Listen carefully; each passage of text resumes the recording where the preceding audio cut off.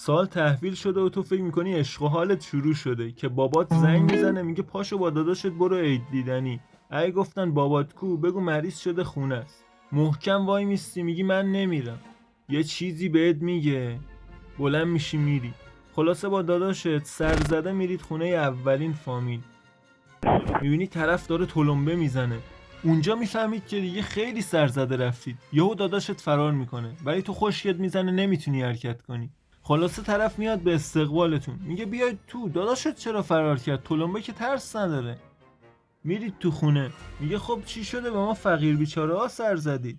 حالا تو دلت داری بالا تا پایینشو فوش میدی چون فقط 10 تا خونه داره و داره اینجوری زر میزنه. داداشت هم میاد میشینه میگه اگه میشه یه پیش دستی اضافه بیارید واسه ما بی زحمت.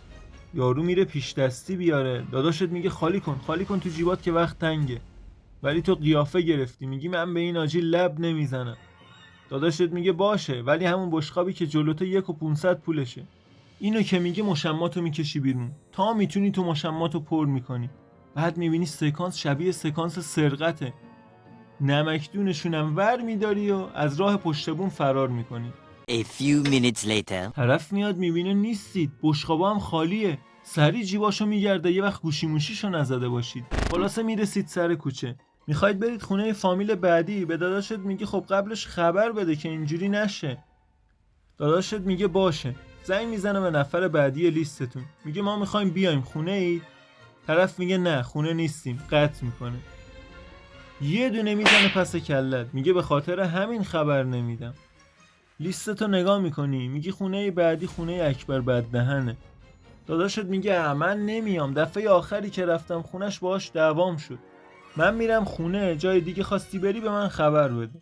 تنهایی میری خونه اکبر بددهن. در میزنی میگه هوش کدوم خریه داره در میزنه. تو رو میگه ولی تو خودتو کنترل میکنی. در رو باز میکنه میگه سلام چطوری کله کی؟ اینو که میگه دیگه خونت به جوش میاد. میکشیش بیرون تا جایی که میخوره میزنیش. بعدم ایدی تو از جیبش بر میداری. بعد وحشیانه داری دنبال گوشیش میگردی که به خودت میای میبینی تو که خفگیر نیستی. پس میزنی به چای. زنگ میزنی داداشت ور نمیداره. چاره ای نداری جز این که خودت تنهایی بری. میری خونه آقای نوازش که از فامیلاتونه و به مهمون نوازی مشهوره. در میزنی میاد باز میکنه. با آغوش بازم ازت استقبال میکنه.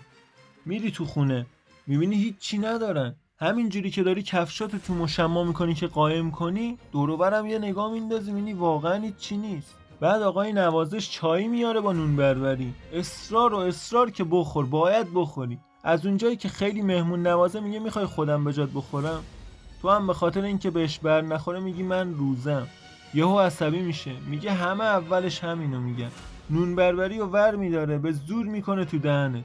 تو میگی من عادت ندارم نون بربری و خالی بخورم. میره تناب میاره دست و پاتو میبنده.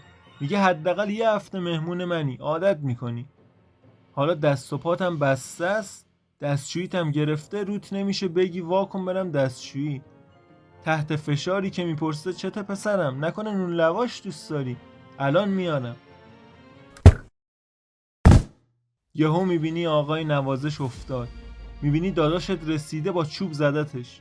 بازت میکنه میگه مگه من نگفتم به این نوازش نزدیک نشو؟ میایید بیرون. داداشت میگه حالا که تا اینجا اومدیم بریم خونه این خانوم فلانی تنهاست یه سر بهش بزنیم ثواب داره. سرزده میرید که یه سر بزنید. در میزنی میبینی در بازه. میگی همینجاست؟ میگه آره. میگی این که خونه ماست. میگه چرا؟ میگه آخه بابا اینجاست. میره داخل. سری میاد بیرون میگه بریم. نشستم به در نگاه میکنم. دری که آه میکشد.